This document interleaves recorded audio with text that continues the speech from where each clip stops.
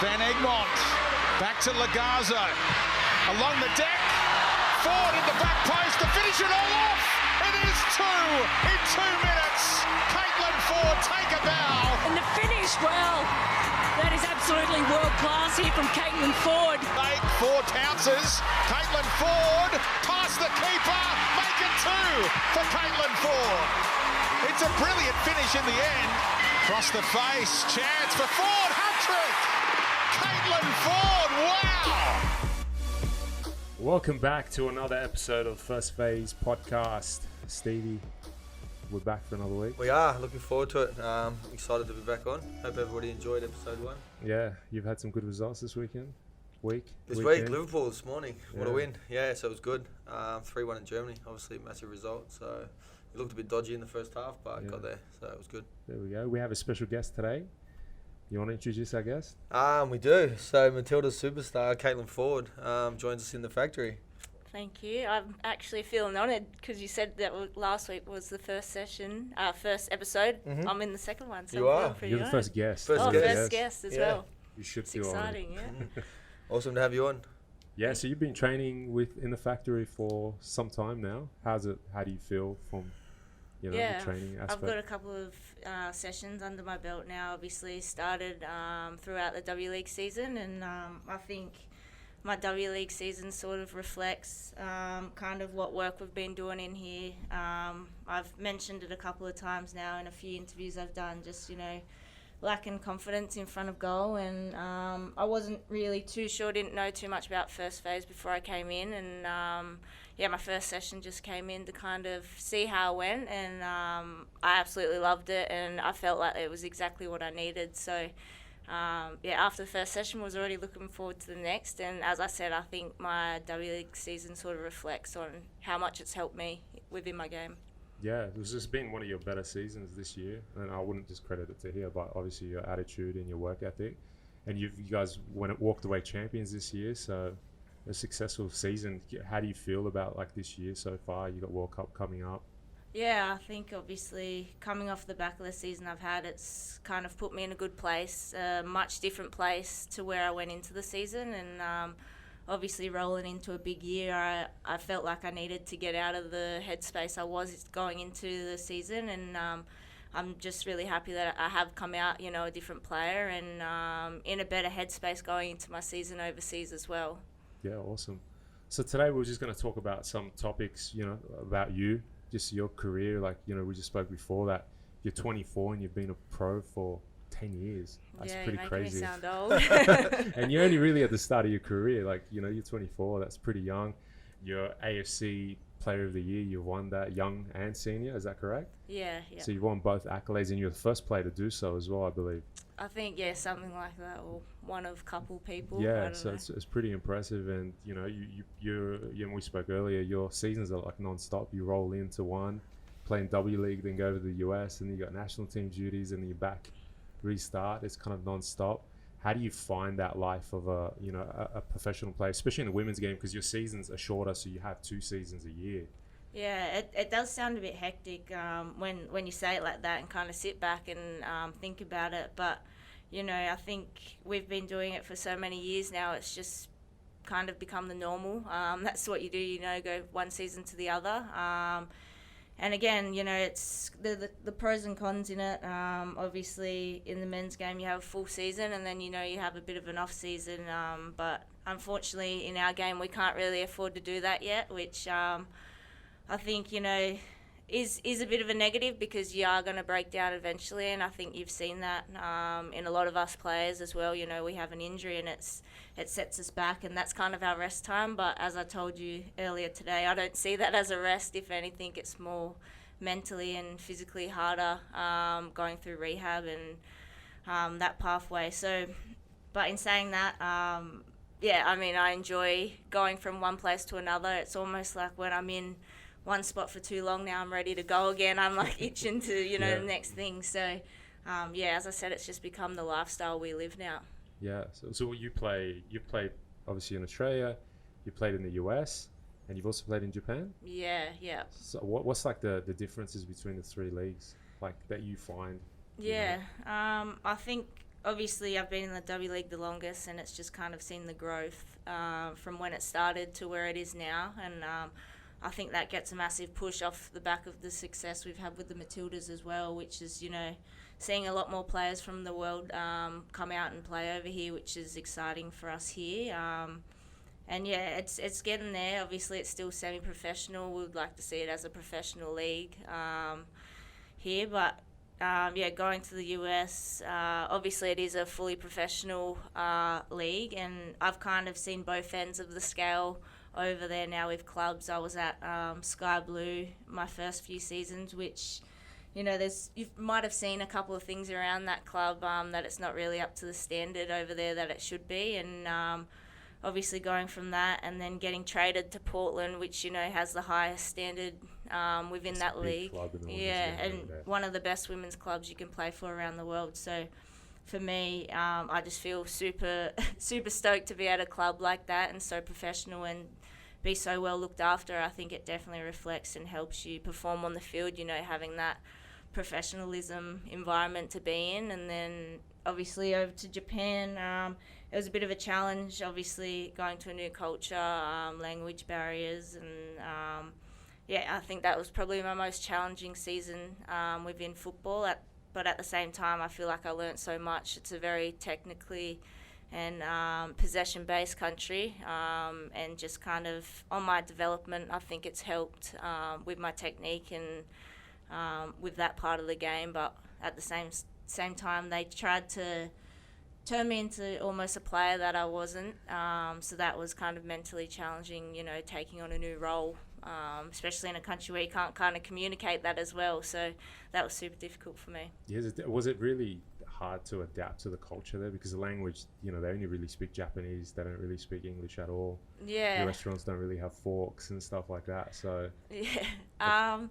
I was fortunate that I had another Australian, an American, and the American actually, I played with her in the US, and it was her third or fourth season in Japan, so she kind of had the basics down with the language and helped me when we went out and stuff like that. If it wasn't for that, I would have struggled a lot. Probably would have been ordering foods. I wouldn't have known what I was eating or whatnot. But Japan's probably one of my favourite countries that I've ever been to. So that side of it, I loved every minute of it, and the new experience. But as I said, the football side of things were challenging. They do spend long hours on the field, and it's very repetitive. I think I was there for 10 months, and every week was the same week. And you see that's why they get so good at what they do, because you just do it until it's perfect. So again, as I said, there was pros and cons to everything I did over there. Yeah, cool.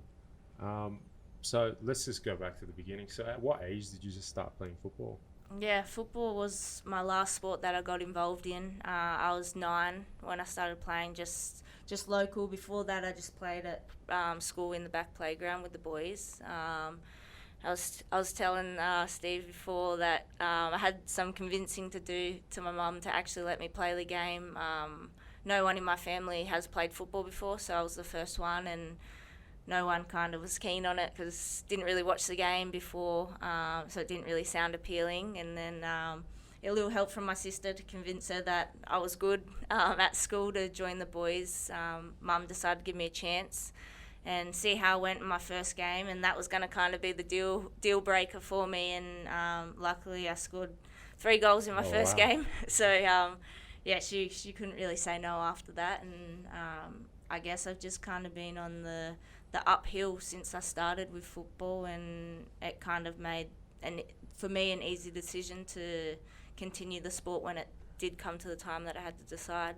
Yeah, because you, at the age of what you were, I suppose like 13, 14, you joined the Institute of Sport, New South Wales Institute of Sport. Yeah. So how long were you playing football before you went over to the Institute? I think I spent 2 or 3 years with the boys, just club level, local level, and then the Stingrays came into the what's it called, the NPL, yeah, and I played 1 season there, and then 1 season at Sutherland, and Stadge was the coach of NSWIS at the time, and he obviously was out scouting, watching the games, and brought me in from, just came and seen a game at Sutherland and brought me into NSWIS, and that was where I kind of was until, you know, the NSWIS program wasn't there anymore. And obviously being involved in that program, you know, you're training with the current Matildas, young Matildas, and all the, you know, high elite players that you want to get to from a young age. I think that definitely helped my, obviously, development to the next level. And I mean, it's a massive foot to be seen for the under 17s and under 20s at that time. So yeah, it kind of put me into those programs, and then I just kind of worked my way up as, you know, I grew up to the next steps. So at that level, like at that age, I suppose, and you're going back over 10 years, what was like the environment for women playing football at that time? Was it something appealing, or did you feel, you know, it was just... Yeah, I think obviously from when I went into, you know, the institute, the age of 13, I think I went into my first under 17s camp and first tour overseas, and I guess I just got the taste of what, you know, the game would do for me and where it could take me. And, you know, it was kind of a no-brainer, and knew, obviously, training with those current Matildas, that's where I wanted to be. And it wasn't very hard for me to stay motivated and focused to kind of reach those goals. Yeah, cool. And then was in 2010, or 2009, you joined the Mariners, so your first professional contract at like 15 years old? Yeah, no, unfortunately, I trained with them all season, but I actually didn't get a contract because with the age, my birthday was in November, and like the season started like early November, so they kind of told me, as soon as your birthday comes, we can sign you and you can play, which wasn't the case. So I just ended up training all season, didn't get to play, but obviously to still be in that environment was still really good for me. And then the following season, you know, got pulled over to Sydney, and that was where my first W League contract was. And that was obviously a massive year for me. It was kind of my transition period to the right fullback position. Sydney at the time didn't have a defender in that position, and Stadge kind of just chucked me in there to see how I went. And I guess that was my position, stuck for a long time. And I mean, I don't regret it at all, because that was obviously the position I got to go to my first World Cup at. And yeah, it's only recently that I've transitioned back up the field. Yeah. And what was the W League like back then? Yeah, it was a lot different to now. Maybe 100 people in the stands, if that, to the games. And the level was still pretty decent, but, you know, there was only really Sydney and Brisbane, the top teams, and then there was kind of a massive gap because of the institute programs.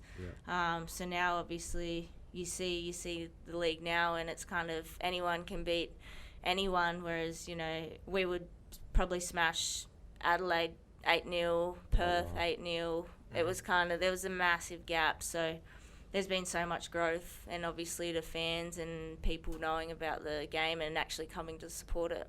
Yeah.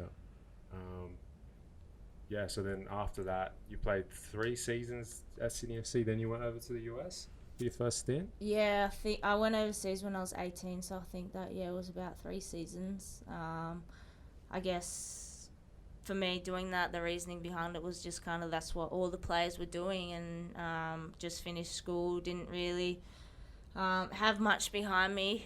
It was kind of all just put into football, so for me to, you know, continue, and it was my off season, so, you know, I wanted to experience that. And at the time I had a couple of options of where to go, but, you know, the US was most appealing to me, same language, kind of an easy move similar to here, so that kind of, you know, pushed me to choose that spot for my first season anyways. Yeah, and then you're saying, you know, you joined Sky Blue, and it wasn't much of a professional in comparison now. Yeah. What was it like back then compared to like the W League? Yeah, well, I didn't really notice that, you know, that it wasn't professional and up to standard when I was there, because I didn't know any different, and neither did anyone else really, because it was the first season of the league. So we kind of just thought that's how it was. And then my second year, same thing. And then the third year, it wasn't till then when everyone was kind of realising, you know, hearing from the other clubs, like what they got, how they were treated, that, we all kind of realised, and that was kind of my reasoning to not go back for the 4th year. And it's a bit weird over there how it all works. You have to get traded to be able to go to a different club. So I requested a trade. They didn't want to do it, so I couldn't go back to the league and play unless I went back to that club. I kind of obviously didn't want to do that. So I sat the year out and didn't go anywhere. And then the following year tried to get traded again, and they didn't do it, and that's why I went over to Japan. I was forced to go elsewhere, and then finally the next year, the league got involved, and a lot of work behind the scenes to actually get me traded. So it's crazy how it works over there. Portland owned me now, but say I went to England for 4 years and then wanted to go back to the US, Portland would still own me. And if I wanted to go to another club or whatever, I would have to request a trade. Oh, really? So, it works like the NBA and NFL, and there's actually so many rules. It's insane. So even if your contract lapses or you don't actually have a contract, they just own you? Yeah, they can actually, I don't know how this works, but even if someone hasn't played in the league before, they have like this discovery list, and they can pick players off there, and then say a player's like, oh, I'm going to go over to the US league and like speak to a club, they could be like, well, we can't get you, someone else has your rights, so they have to chase up that. Didn't that just happen with Elise Kellen Knight? Yeah, someone had her rights. Yeah. It's crazy. It's not like any other league. So if you really piss off a club or a coach, you're pretty much screwed. Even during the league, you can get traded at any time. Anytime, you don't really have a say. They can just, Oh, so they can force you somewhere that you don't want to be. They can do a trade behind the scenes. It happens a lot, actually. And then, next day you're getting told you're going here and you're leaving tomorrow. Wow. So yeah, it's pretty brutal. Jeez, that's crazy. Yeah, you're not really safe over there. That doesn't sound like it. But at least you're at a good club now. Yeah, exactly. I feel pretty confident and safe that Portland hopefully wouldn't do that to me. I definitely enjoy my time there, and I love the club, so I could see myself playing there for as long as they want to keep me. Yeah, because like on social media, they definitely come off as a more professional club. That the stadiums are packed for every match day. Yeah. Social media wise, they show a lot of love to their players, and you see a real club. It's very comparable to a men's club. It's probably bigger than some of the men's clubs in the US. Yeah, for sure. Do you feel like a real pro at Portland? Yeah, you do. Even just from the training pitch and the facilities, and kind of what you get as a Thorns player. And even when I was at Sky Blue, the one game I was always looking forward to was going to Portland and playing Portland, because you play in a packed stadium and you don't experience anything like it. So now to be on the other side of that and getting to play that nearly every weekend, it's huge. And it makes you almost want to give back and do as well as you can for the club. You get the support from them, you want to be able to give it in return as well. Yeah, no, definitely you'd want to. But I suppose the next question would be, the whole development thing. What do you think you had to do to stay focused on, your goal to be a Matildas, to be, professional footballer? Did you have like a backup plan if this wasn't going to happen, I would go work here or study? Or did you go, no, everything's going into football? Yeah, well, when I was at school, it was tough for me. I struggled already to, concentrate and, give 100% in school. But then obviously in my senior years, that was when, rolling into the 2011 World Cup, I was in year 11, going into that World Cup. So, I think I was away more days than I actually was at school. So for me, it was hard to catch up. And even, being in that environment, I was meant to be doing work over their schoolwork, but I just didn't do it. Football was 100% for me. And then year 12, my goal was just to get through the year and finish it. Get the certificate and say that I was there and done it for me. So I didn't really have anything, backup plan, and still kind of don't, which I think about all the time. I probably should study and do something just to, football's not always going to be there, but you know, I just want to enjoy it as much as I can while I'm doing it, and kind of, I guess, worry about that when it comes, when I probably shouldn't. I should be prepared in some way, and I know that, but yeah, it's kind of knowing what to do as well. At the moment, I don't want to be doing anything else, so that's hard for me to... This is your career at the moment. Yeah, you have to treat it like a career. So... Do you feel like if you were going, I'll study and start building a backup plan, it could have affected your development in football? Yeah, maybe, I guess.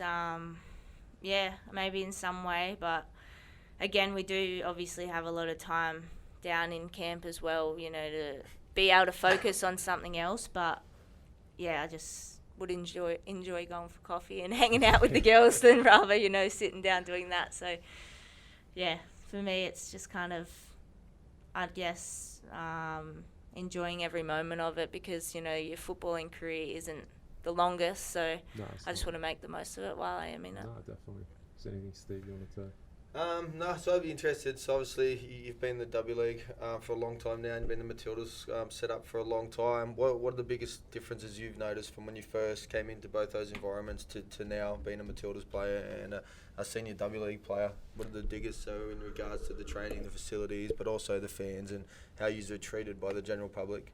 Yeah, it's been a massive wave, and I feel like I've experienced, you know, both ends of what it is.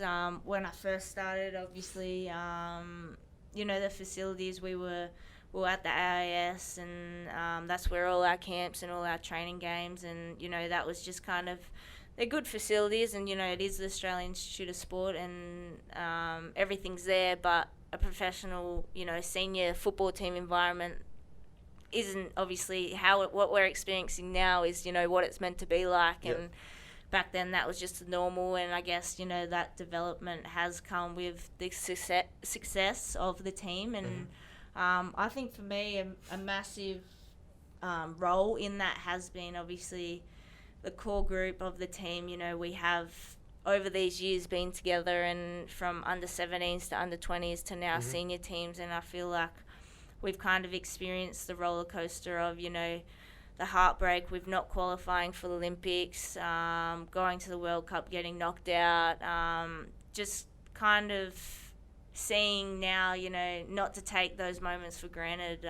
It is every 4 years until they come around, and I think that's been the massive change. And obviously, I think with everything that's come with it has, you know, everything takes time, and I think obviously with the Matildas, as I said before, the success has helped people, you know, engage, and you know, made Australia almost fall in love with the team, and I guess that's probably been the biggest thing. And now obviously the standard is so high, and that benchmark has been made that you know, it's only going to get better. And for us as players, we've seen that, and I think playing overseas as well, you get an idea of what the standards should be like. And before we did that, everything here was just normal. You didn't know any different until, you know, you could go over there and bring things back and say, hey, like, this is how it's meant to be, this is where we need to get to. And I think only the recent years with the W League, you can kind of go back to clubs, and they've seen as well how much you put in is what you're going to get out. And I think with the W League, Melbourne City was the massive step for the league. You know, they came in with the platform of this is a professional club, and they won the W League 4 years in a row, and have been, you know, the team that needs to be beaten, and that's been the push for every other club. Yeah, and I'd say that would have been the changing point in the W League, and you've seen it since then when they came in, paid the full salary cap, which other clubs weren't doing. It raised the standard of the whole league, and all the clubs knew that if we're going to compete, then we need to be doing that as well. And you've seen in the last couple of years, just the quality of the league, it has like gone through the roof with the calibre of the internationals now that are coming out, our top draw internationals, and it's great to see, and it's great to see the public getting behind it. And in regards to the Matildas, just the wave, and like you said about the public falling in love, you've seen it the last couple of years. So like if you look at the attendances for when Matildas would have played here before compared to the last couple of years now, packed stadiums, and the younger girls know who all the older players are and things like that, and they've got your names on the back of their jerseys and things like that, and I think it's just been unbelievable for the sport, and obviously it'd be unbelievable for you as players to have been part of that and the driving force of that to getting football where it is now. Yeah, for sure, and that's why you kind of see as well for us, you know. We have seen how it was before, and you know how it is now. As I said before, we want to keep that and build on that, and I think that's why as well.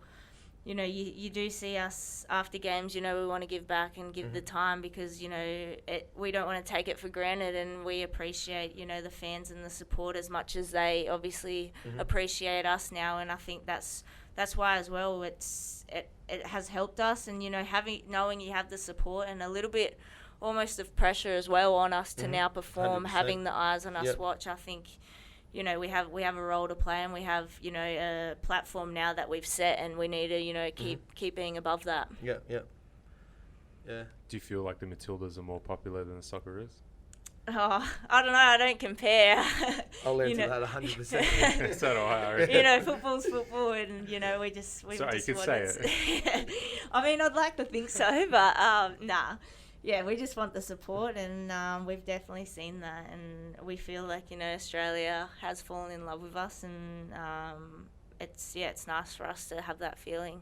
Yeah. So do you think you guys are a lot more competitive, like compared to other nations than you were? Like seriously, even though like you've been knocked out in the quarterfinals and stuff, you're still ranked. Is it number 4? I think we're in 6 at the moment. Yeah. So, you know? Yeah, I feel like.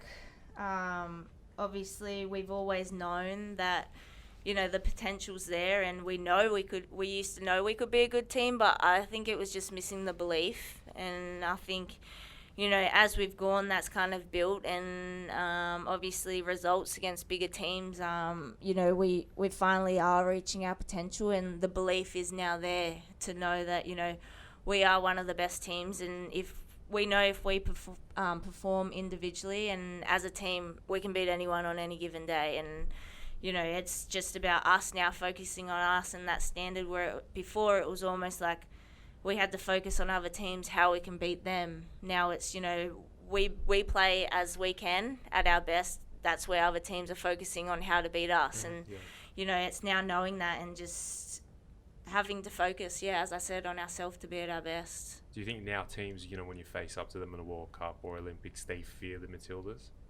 Yeah, I would like to think so.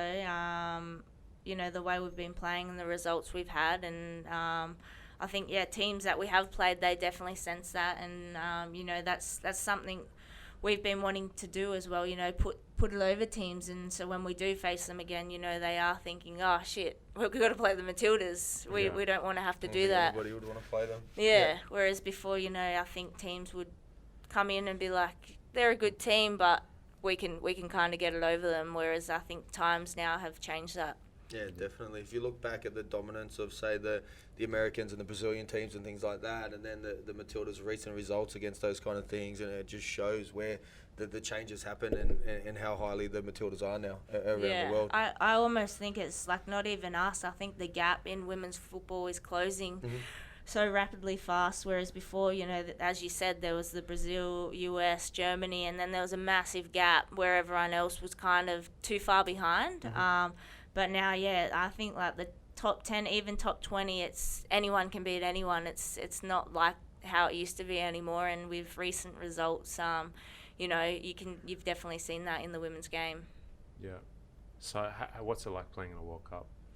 I mean, my first World Cup, it was a bit weird.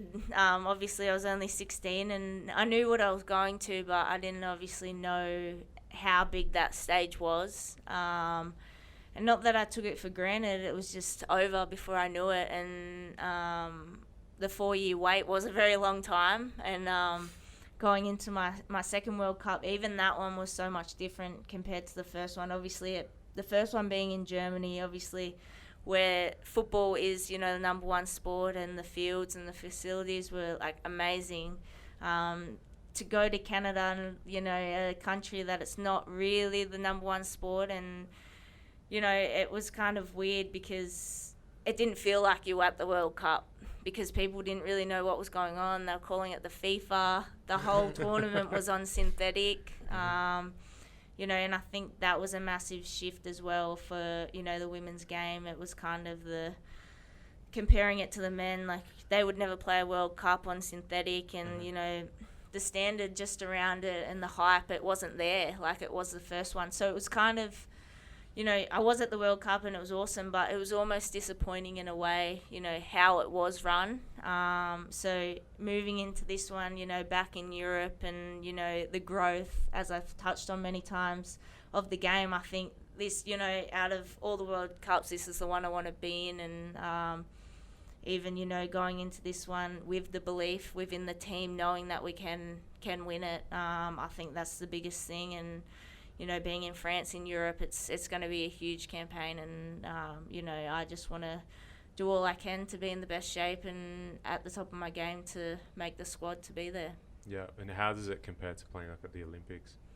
Yeah, again, it's a bit weird as well, because everyone I spoke to at the Olympic games from other sports, they said it was the worst one they'd ever been to. Okay. So for me, like, it was my first Olympics. It was really exciting, but at the same time, it was almost a bit of disappointment. You know, again, we felt like we didn't reach to where we could have, and again, it was just, you know, we hadn't been to a World Cup for 14 years with the Matildas, so to qualify was a massive thing, and you know, to get there and be almost disappointed in a way of how we went, because we felt like we could have been better. And then obviously hearing people say it wasn't the best one, it's like, oh well, we've come in at a bad time. But, you know, growing up, that's every kid's dream, is to go to Olympic Games. So to finally do that, it was obviously to tick off one of my goals, but at the same time, now the goal has been set. You know, I want to come home with a medal. I don't want to just go to the Olympic Games. I want to, for the sake of it, exactly. And, you know, for us to qualify for the Olympics, that is so much harder than a World Cup. There's only 2 spots through Asia, and obviously Asia being so tough to qualify through, whereas the World Cup, it's 5. So you're almost guaranteed to go to a World Cup, but it is so tough to go to Olympic Games. So obviously they're both the highest point in our game, but I feel like I haven't achieved what I want to yet, and obviously my goals are set very high, and team goals to me are much more important than the individual ones. So I'm yet to achieve, you know, those goals that I've set with the team, with the Matildas. Yeah. Okay. Steve, do you have some questions or something? Yeah, so we've got some questions we can jump into. Just want to touch base about, so you've obviously been doing the extra training, so one of the biggest names in the country, one of the biggest players in the W League, still putting in that extra work, but there's a lot of, it's almost a stigma in Australia, and this is in the men's side especially, about players doing extras. And you spoke about the impact that it had on your game and how much that it's helped you. What advice would you give to the young players coming through that are, say, only training in their team environment? Should they be doing more, or what's your thoughts on that? Yeah, I think so. I think you can, obviously, to better your game, you're always improving. You know, even if you're at the top of the game, you can always be better. Mm-hmm. And I think for me, it's acknowledging, you know, the parts of my game that I haven't been so well at, and it's actually wanting to do, you know, the training to get better. And I think for me, that was a massive thing I learned in Japan as well. You know, I seen the younger players practice, you know, left foot, right foot technique, and I just seen how good they were at a young age. There was like 6-year-olds kicking the ball better with their left foot than me, and I was like, this is embarrassing. And, you know, I was forced to practice my left foot over there, and, you know, my teammates laughed at me, I think, for the first 4 months, because I literally couldn't pass it. But, you know, I did notice, you know, you put in the work, you do see the results, and that was where it kind of triggered in my mind that, you know, even though I'm not good at it, you got to do it and get through that and work out how to be better to kind of improve that part of your game. And for me, I was almost kicking myself that I didn't start doing this from a younger age, because I was thinking how much better I could have been at this if I actually did it. Whereas, you know, you'd always get away with where you should be using your left foot to use your right, just because you were good at it, and you know, you never wanted to look bad. So I think, yeah, it's very important to kind of acknowledge that, and that does, take players from just being, maybe one of the good players in their team to the best player. And yeah, obviously again, being in here, doing the extras as well with my finishing, I've obviously seen the results this season, and that's why obviously I'm here doing sessions still now, because I know I had a good season, but I haven't achieved what I want to achieve yet, and I want to keep doing that to get to where I need to be. And yeah, obviously I said to you before, I'm sad to be going. I'm excited to go overseas, but sad at the same time, because I have seen, obviously how much this has helped me within my game, and even the same with gym as well. I used to absolutely hate the gym, and I used to, when my younger age, I think it was from the age 16 to probably 20, I would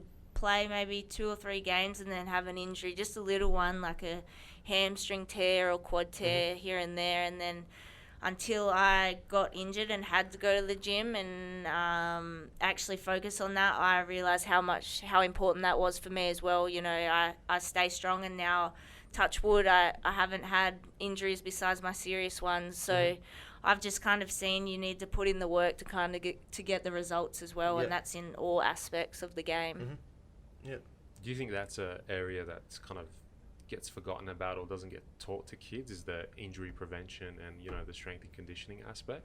Yeah, I definitely think so. I think, even me when I was younger, you'd just go play, and there wasn't anything else around it. You'd go to training, you'd play games, and that was it. That's kind of all you had to do. And I only think now, obviously, again, with development in the sports and the research, it shows that, the injury prevention, the prehab and all that sort of stuff has helped. And I think even in the women's game, there was a massive period where it was like everyone was doing their ACL, and it was so big here in Australia that so many of the players were doing it until, there was the research and showing that how important gym is, and, what you need to do to get your body right almost, and that's from nutrition as well. It's kind of everything that plays a part, and it's kind of, you got to be very disciplined to, tick all the boxes to make sure your body is right, because, whatever you put in is what you're going to get out. Yeah, awesome.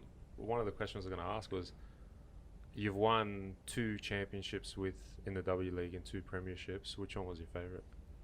I think this most recent one, I think obviously, my championship that I won with Sydney the first year, it was pretty special as well.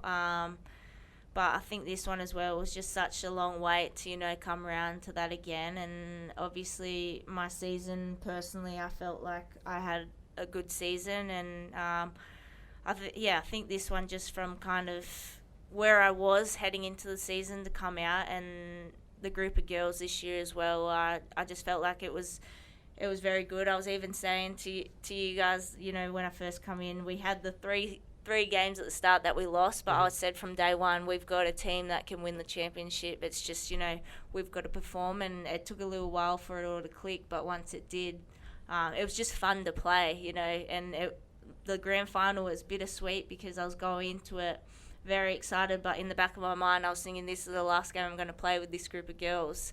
So I was actually sad to end the season, but obviously we accomplished what we did, and that's why it was so special. And to be back in Sydney, and to there had been a massive gap to when we had won the last one, to finally do it again, it was a massive achievement for the team and for the club as well. Yeah, cool.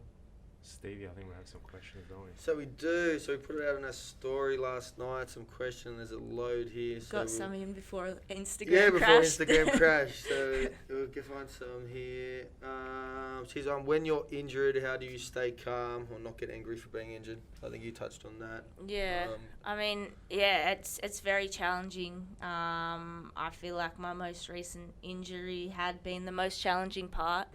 And so that was in the semi-final. Yeah, that was in the semi-final last year. Obviously, that happened. Missed the grand final, which is devastating within itself. But as I touched on before, I'd waited so many years in the US to finally get traded, and that had all happened just before I got injured as well. Yeah. So I was so excited to finally going to the US, going to Portland, and, you know, I had all these good things to look forward to, and then, you know, to have them taken away from you. But I guess that's what kept me motivated as well. I know that, you know, it is what it is, and I've got to now put in the work and just accept what had happened and kind of build from that.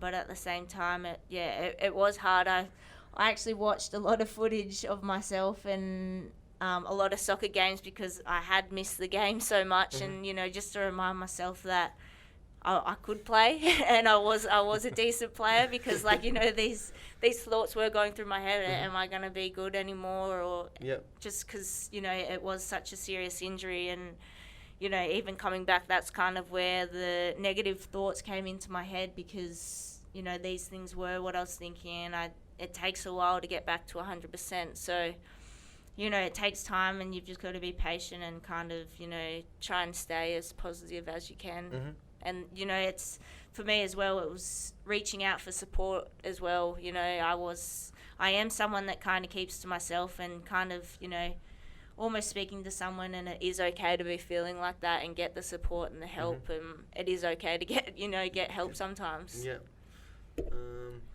How does it feel to be a Matilda? It feels pretty special, and I would say fun as well.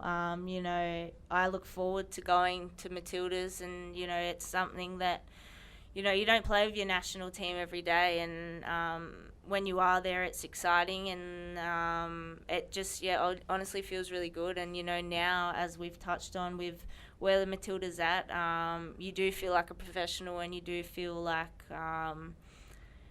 you know, almost that you know, you are being watched, and that's kind of, you know, not why you play the game, but, you know, that support definitely drives it as well. So it's just a massive honour. Your favourite goal to date? Favourite goal? Too many to read. I think one of my most recent one against the Wanderers, where I hit it from outside the box, was pretty special. You looked heap happy. Yeah, I didn't look happy at the time, but I promise I was. But you know, this season it's almost all of them, because those ones normally, like I've said to you before, I would shank, or I would just almost shit myself in front of goal and just kick it. Now it's just, you know, being calm and, you know, kind of just trying to place it. So any goal I score now is my favourite one. What advice would you give your 16-year-old self? I sort of touched on it before, you know, just in Japan, almost, you know, not being embarrassed about doing the things I wasn't good at to practice them to be better. So if I could go back, it would just be doing them, getting better, and I think if I did that now, I could be in a better position than what I am now if I had that practice behind me. How do you recover after a tournament like the last one?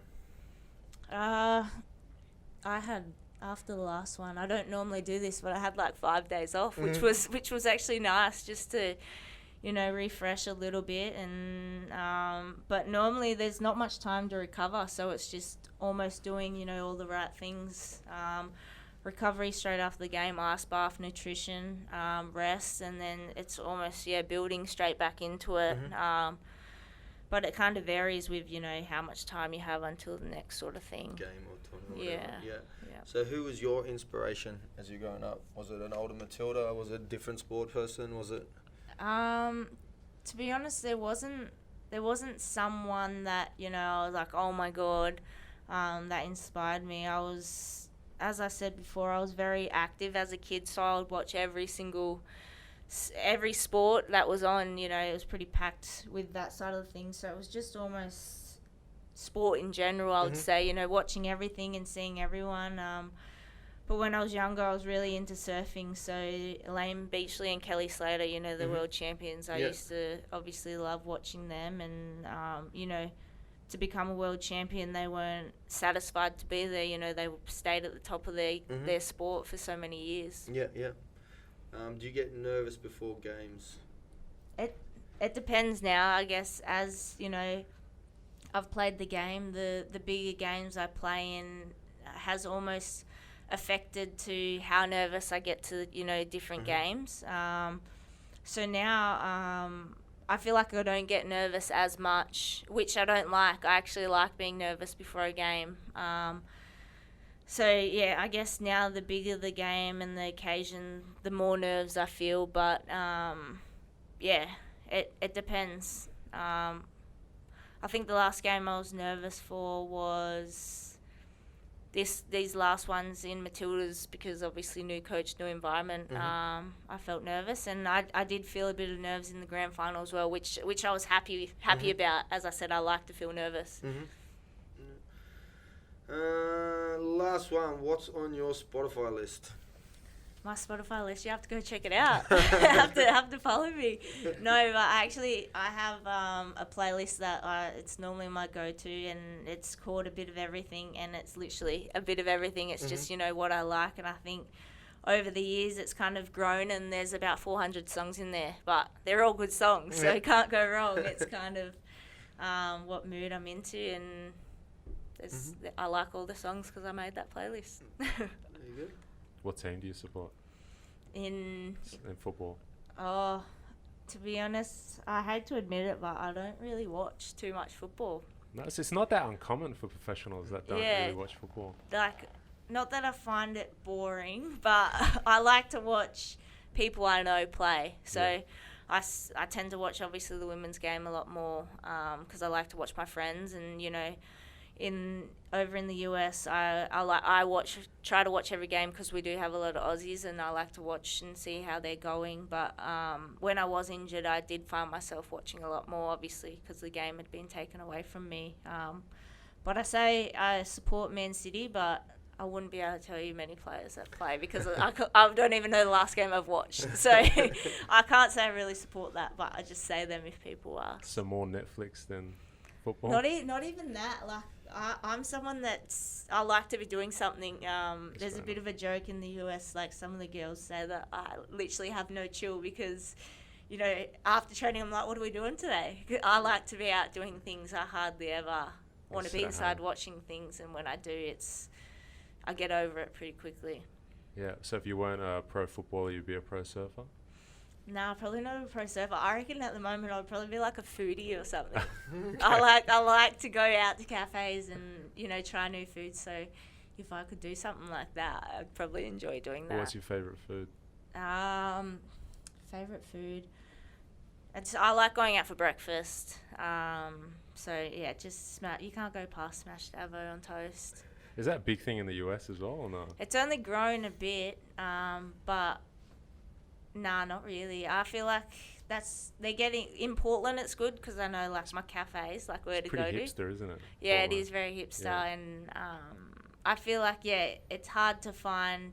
It as I said, it is growing, but it's not like Australia. Obviously, it's so competitive here now that it's getting there, but it's not the same. What's the coffee like over there? In Portland, we have good coffee, but other places in the US, not so. The Starbucks sometimes you have to go to really? where Okay. it's like, all right, now I'm really downgrading myself going here. But, sometimes that's just what you got to do. But in Portland, there's some good spots that I know, so I'm happy there. Yeah, cool. Well, it was great to have you on the podcast and for you to be our first guest this year. Yeah, I'm Awesome. pretty Thank honoured. you. Go down in history as the first person. That's So. it. Yeah, well, the first guest had to be a big guest. And, you're one of the best in the world. Well, definitely one of the best in Australia. So it was an actual honour to have you on. And we appreciate you, being in the factory and training and giving us a plug here and there. Yeah, thank you. I feel like the feeling's mutual. Obviously, I've gotten a lot out from here, and it's as I said, it's sad that I'm leaving soon, but I know obviously when I come back, it's nice to know that I do have you guys as a home now to come and train when I am here. Yeah, well, you're always welcome here. Always. We wish you the best in your US season and in the World Cup. Yes, hopefully I'm there. Yeah, you should be there. Hopefully no injuries. Touch wood. Touch wood. Yeah, it was an absolute pleasure. Yep. Steve. Yeah, welcome. All the best. Yeah. Looking forward to following Portland in America and smashing it. And Yeah. then Aussies killing it in the World Cup. Yeah, awesome. Thank you. Thanks Awesome. for having me. All right, guys. Till next week. Take it easy.